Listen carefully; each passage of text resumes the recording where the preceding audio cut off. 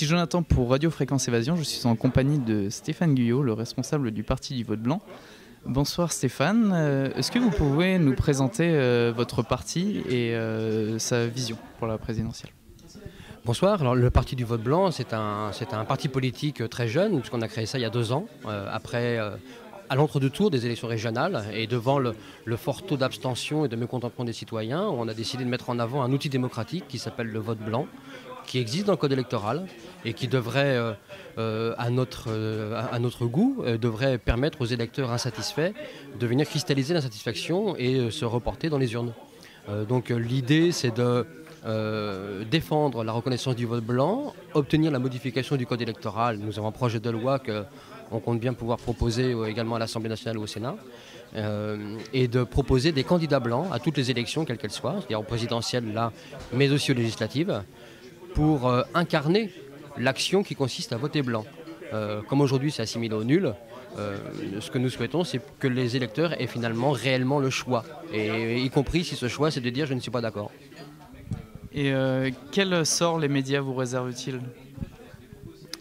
C'est la citation de Gandhi, d'abord ils vous ignorent, ensuite ils se moquent et puis à la fin vous gagnez. Enfin, on rebondit beaucoup là-dessus, mais c'est vrai que dans un premier temps on s'est gentiment moqué de la démarche parce qu'un candidat qui n'a pas de programme, qui est démissionnaire s'il gagne, on met en avant juste certains points pour les tourner un peu en dérision. C'est comme ça en général qu'on fait taire les idées alternatives. Il y a plus une bouderie qu'autre chose. J'imagine que le vote blanc, si on explique aux électeurs, aux citoyens ce qu'est un vote blanc et à quoi il servirait dans les élections, on est exactement sur le schéma d'Inception, le film Tom Cruise. C'est-à-dire qu'on va mettre l'idée dans la tête des gens qu'ils ont le pouvoir de changer le cours des choses et de reprendre en main leur destin politique. Si on ne nous permet pas de mettre cette idée-là dans la tête des gens, automatiquement on est plus dangereux. Je pense qu'il y a une vraie censure par la non-diffusion de notre projet, parce qu'il ne faut surtout pas qu'on vienne mettre la mauvaise idée dans la tête des gens. Vous avez parlé de candidats aux élections législatives. Quelles conditions il faut posséder pour être candidat au Parti du Vote Blanc pour les législatives ? Il faut juste être adhérent du Parti du Vote Blanc et puis être surtout s'engager, respecter la charte des valeurs qu'on a mise sur notre site, et être un citoyen majeur, vacciné, qui n'a pas de casier judiciaire bien évidemment, et qui s'engage à démissionner et à incarner le vote blanc. Où est-ce que vous en êtes au niveau des signatures de maire pour votre candidature ? Pour l'instant, on est à 83 parrainages, promesses en tous les cas de signatures. On est à la fois loin des 500 qui sont requis, et en même temps j'ai un peu tendance à regarder le verre à moitié plein.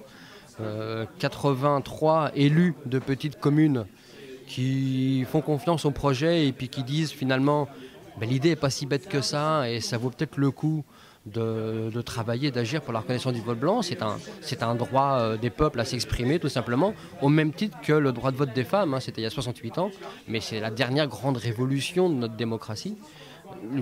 Voilà, 83 promesses, c'est plutôt encourageant, il n'y a pas de raison. Si on avait un petit peu plus de temps et un peu plus de moyens surtout pour pouvoir militer sur le terrain, je pense que les 500, on les aurait eus.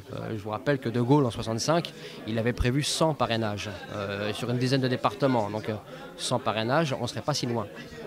D'ailleurs, au niveau des parrainages, j'ai Marine Le Pen qui vient de saisir le Conseil constitutionnel pour que les signatures ne soient plus publiques. Justement, parce qu'il y a un problème où les maires ne peuvent pas donner leur signature sous peine de se voir leurs subventions coupées, etc.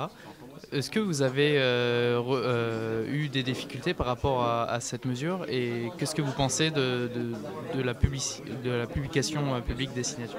C'est aussi la publicité, effectivement. Il n'y a pas que Marine Le Pen, il y avait également Corinne Lepage, je crois, et la candidate du NPA ou de je ne sais plus quel moment, Arthaud, Nathalie Arthaud.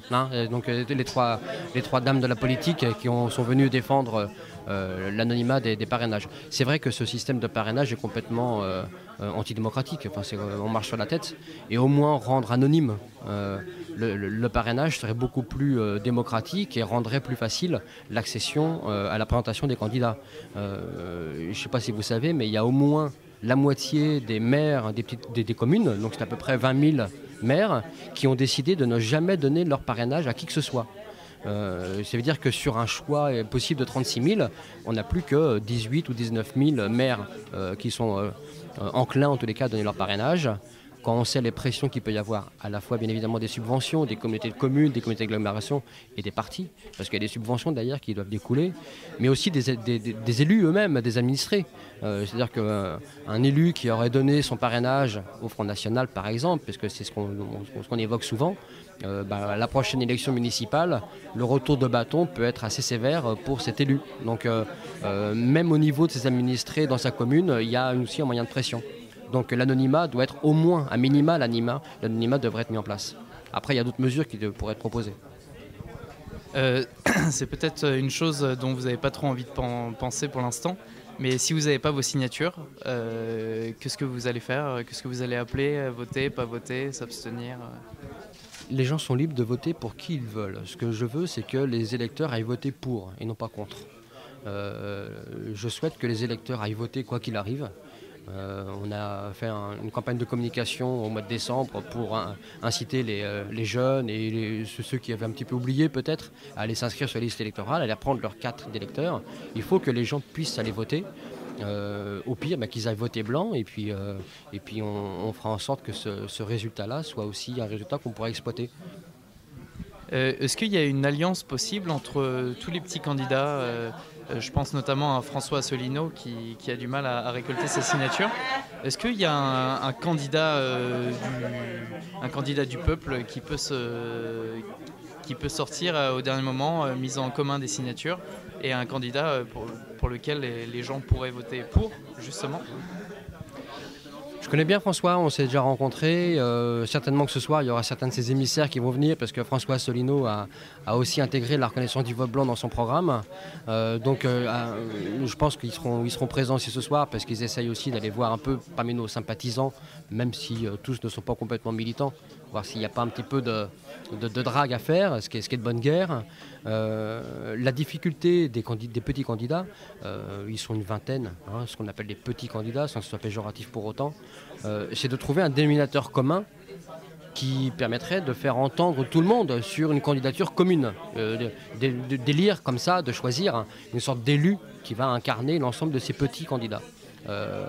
Il y a un rendez-vous la semaine prochaine, le 24 février, qui est dans ce sens. Il y a une vingtaine de petits candidats qui vont se retrouver et essayer de négocier, savoir comment participer aux élections présidentielles et sur quelle base est-ce qu'on peut être amené à déterminer que cette candidature-là soit la nôtre, finalement. La difficulté, c'est le dénominateur commun. Et en toute logique, sans faire de prosélytisme pro-vote blanc, je ne vois pas sur quelle autre mesure que la reconnaissance du vote blanc qu'ils ont tous, on pourrait essayer de s'entendre et de fédérer l'ensemble des petits candidats, des petits programmes. Surtout qu'en termes de garantie, ma candidature n'est pas intéressée, puisque je suis démissionnaire si je gagne. Le but du jeu, c'est de rendre la parole aux petits mouvements et au peuple. Donc moi, ma candidature, elle n'est que symbolique, je ne suis qu'un prête-nom finalement. Et qu'en est-il du projet d'assemblée constituante qui serait dans la même démarche, c'est-à-dire démissionner pour rendre le pouvoir au peuple et réécrire les règles d'une 6e République? Ça peut être un projet qui fédère aussi les petits candidats et puis aussi les abstentionnistes qui sont dégoûtés du système actuel. Ouais. L'Assemblée constituante, c'est la conséquence directe d'un vote blanc fort, à défaut d'être majoritaire, au moins fort. C'est-à-dire mettre en place une assemblée citoyenne dans laquelle les électeurs, les citoyens, tout le monde aura le droit de venir participer, de faire ses propositions sur le modèle de ce qui s'est passé en Islande récemment, faire en sorte qu'on puisse réécrire les règles. Et pour paraphraser Étienne Chouard, qui n'est pas très très loin, je vais aller le saluer tout à l'heure, il avait dit dans une de ses allocutions une formule choc que j'aime beaucoup, il dit « c'est pas aux hommes au pouvoir d'écrire les règles du pouvoir ». Et finalement, c'est juste du bon sens. Il faut au moins que les règles soient justes. Il faut mettre en place des règles qui soient applicables à tout le monde et qu'ensuite on puisse déléguer notre responsabilité à un pouvoir politique, peu importe. Après, on peut imaginer toutes les règles possibles et imaginables d'organisation démocratique, mais réellement démocratique. Je pense que l'histoire de l'Assemblée constituante, elle est indispensable. Et, dernière petite question, est-ce que vous avez une maxime ou un proverbe fétiche ? Oui, il y a la phrase d'Abraham Lincoln qui dit qu'un bulletin de vote est plus fort qu'une balle de fusil, que j'aime beaucoup. Mais il y en a une qui n'a rien à voir avec la politique, c'est Kandinsky, le peintre, qui disait que le blanc sonne comme un silence, un rien avant tout commencement. Et je trouve que même si on sort cette phrase de l'art, de la peinture, ça s'applique parfaitement à notre action, puisqu'on est là justement pour donner la parole aux autres.